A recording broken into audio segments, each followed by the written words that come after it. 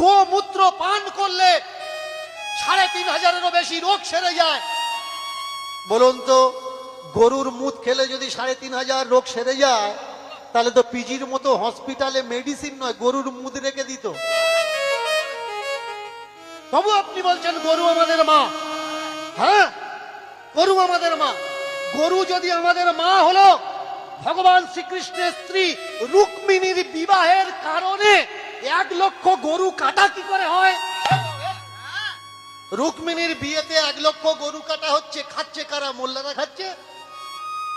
প্রমাণ ব্রহ্মবৈবর্ত পুরাণ খুলে লেখে নিন। দীনকৃষ্ণ ঠাকুর ভুল কথা বলছে না ঠিক কথা বলছে? তাহলে গরু আমাদের মা সাজিয়েছে কারা?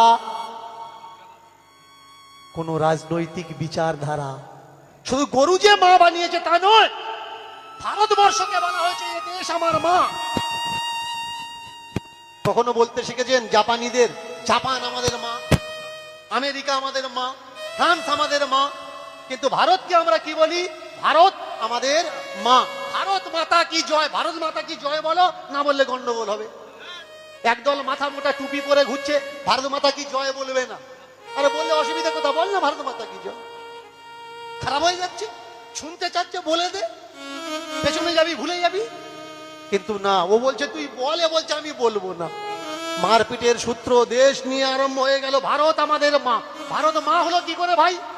কোন অ্যাঙ্গেল থেকে তো ভারত মা নয়। বলুন তো এই ভারত নাম কোত্থেকে এসছে?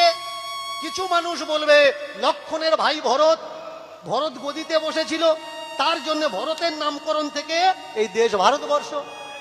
আবার কিছু মানুষ বলবে শকুন্তলার ছেলে ভরত, দুষ্মন্তের ছেলে ভরত, এই শকুন্তলার ছেলে ভরত থেকে আমাদের দেশের নাম ভারতবর্ষ হয়েছে।